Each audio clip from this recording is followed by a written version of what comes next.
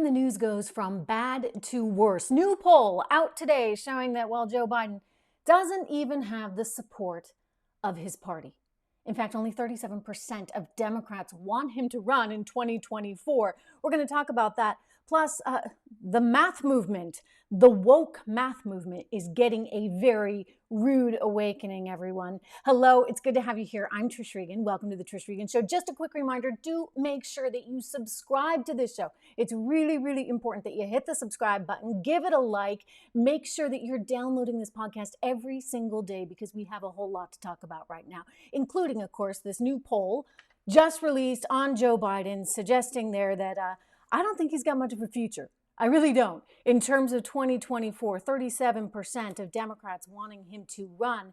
And then when you narrow those numbers down, what you find is that the majority of Americans don't want him to run, and importantly, independents especially.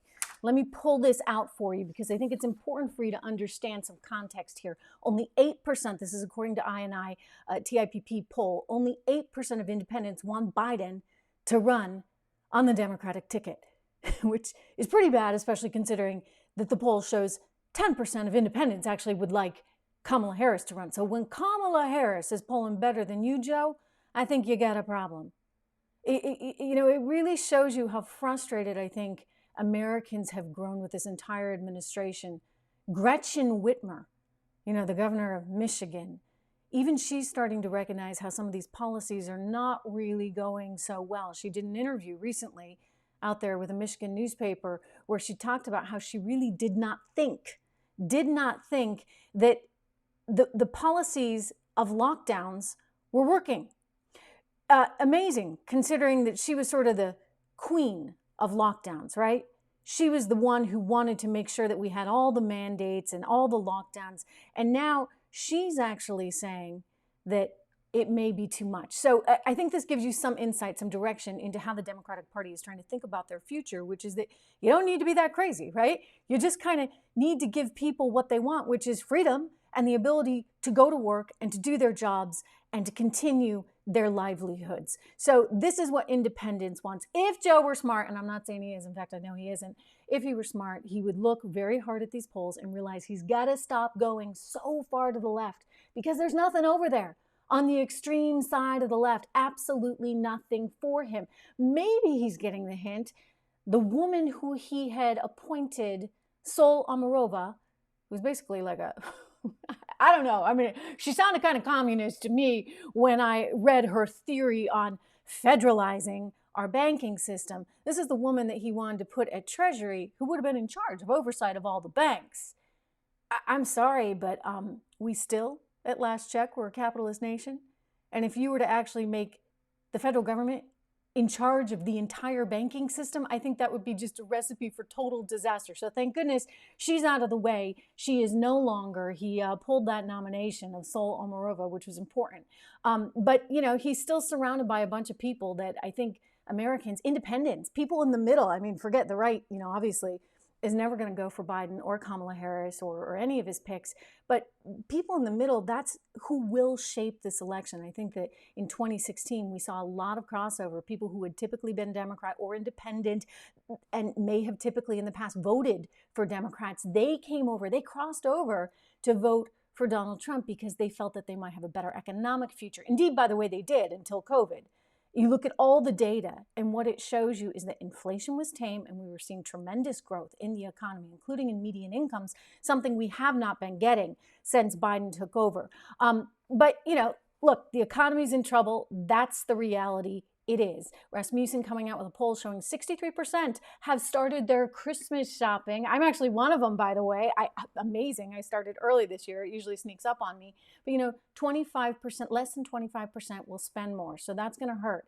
If in fact those numbers hold true, and granted, consumers often say one thing and do another, but if those numbers hold true, I think that there's going to be some challenges there for the economy as we go into the first quarter of this year. I want to take a look as well at this story about Kamala Harris. And we're going to get to this woke math thing because I think professors are starting to have had it. Teachers are starting to have had it. But this is an important story. We actually posted this on trishaintel.com. I encourage you to go to my website and look at all the stories we have there because we're covering the news that matters most politically, economically, in terms of your pocketbook and the markets. Kamala Harris staffers call her a soul-crushing, unprepared bully. Tell us how you really feel. Of course, there's been a series of reports about staffers leaving Kamala's office, and I get it. I mean, why would you be wanting to hitch your star, so to speak, to that wagon, given how poorly she's been performing in the polls? And then there's the question of leadership. I think that she's coming in rather weak in this department, at least judging by some of the comments from staff. The Washington Post, I mean, not exactly a right-wing paper. The Washington Post reported on this, on the internal workings of Harris's office, alleging that she's a bully, quote, bully, who gives, quote, constant soul-destroying criticism. Ouch. Right? It's clear, said one former staffer, that you're not working with somebody who is willing to do the prep and the work. So, there will be people that say, oh, it's sexist to say that, blah, blah, blah.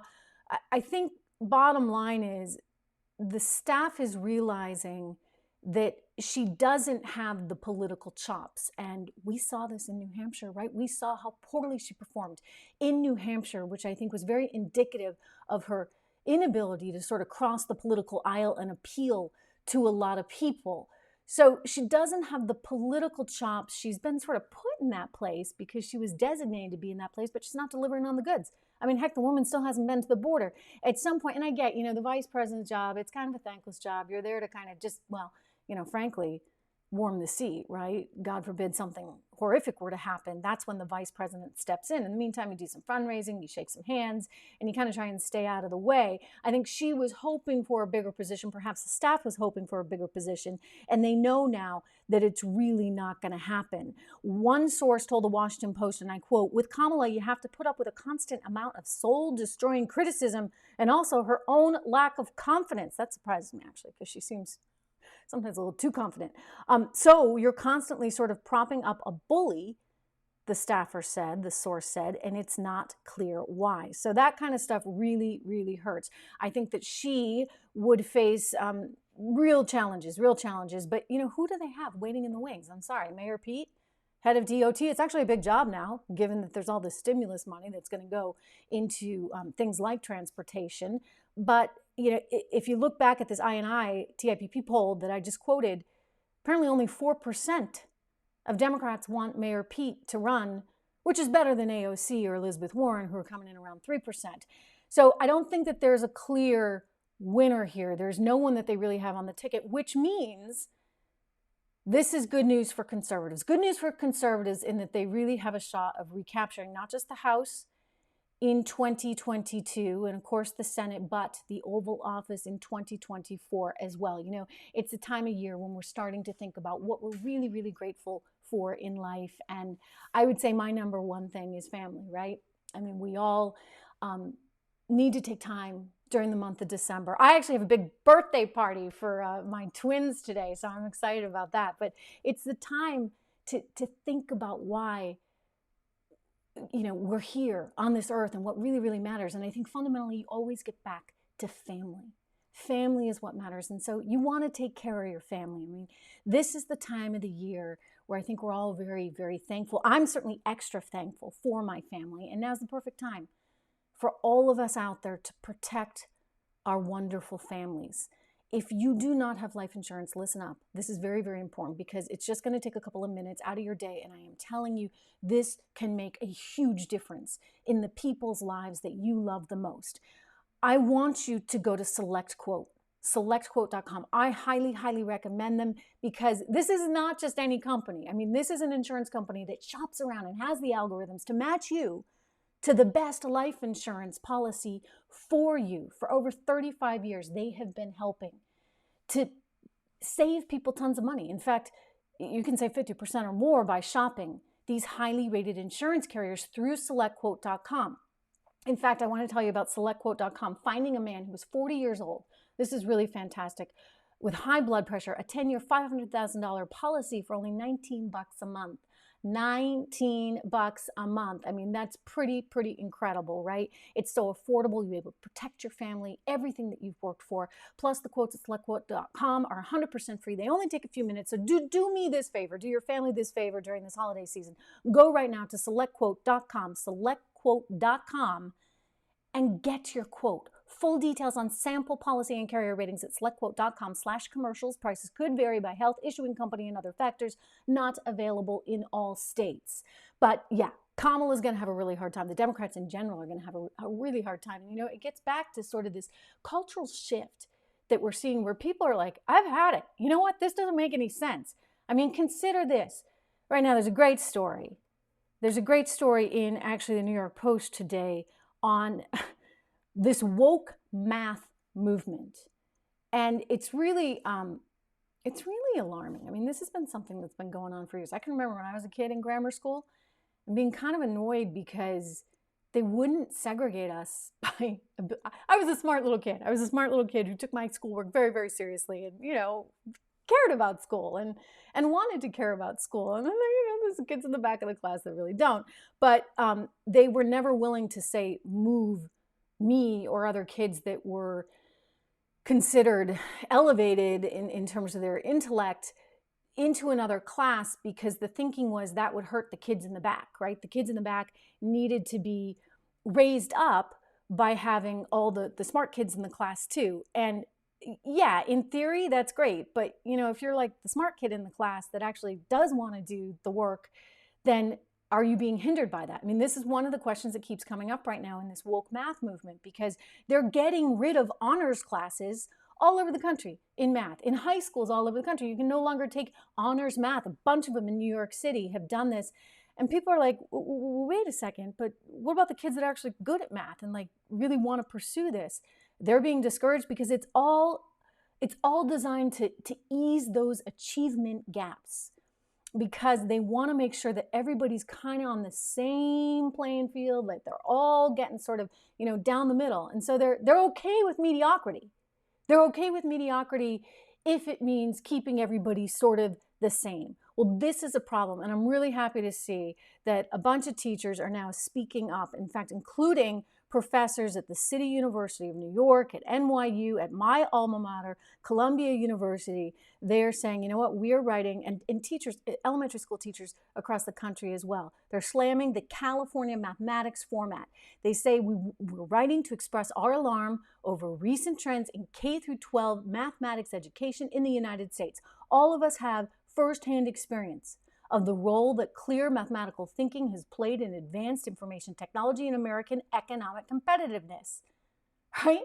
I mean, that's kind of obvious. So they go on to say, you know, we are also sharing our urgent concern that the benefits of a robust mathematical education, the career opportunities it opens up should be shared more widely between students of all backgrounds, regardless of race, gender, and economic status. We fully agree that mathematics education should not be a gatekeeper, but a launch pad. But of course, you actually have to have the education in the first place that you're offering up. Instead of saying, well, we just want to, you know, we want to reduce these achievement gaps, so we're not going to have the same kind of classes being offered. I mean, this is a total erosion of mathematics education in our school system. And I don't think parents are okay with this. I don't care if you got a really smart kid or a kid that, you know, is struggling with 2 + 2. Don't you want your child to have the ability to go as far as they can? Why are we allowing our schools, in the name of this wokeness, to stop our kids from being the best that we can be? You look at any data set, what we keep seeing is that Americans are way behind. American students are way behind in everything, but certainly in math, certainly in science.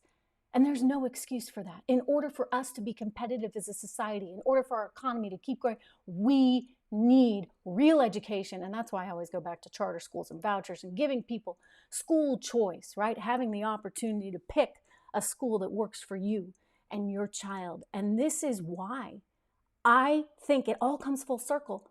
Joe Biden, Kamala Harris, the Democrats in general, they're increasingly going to be finding more problems. Virginia taught us that, because people care about having their own destiny and their own path. A quick reminder, do make sure you do me this favor. download this podcast, subscribe to this podcast so you're getting it every single day. Subscribe to the YouTube and Rumble channels. It's really important to me. I want us to be able to have this connectivity. Go to my website, trishintel.com, sign up for my newsletter there, and I'll see you right back here tomorrow. I get some birthday cake to go eat.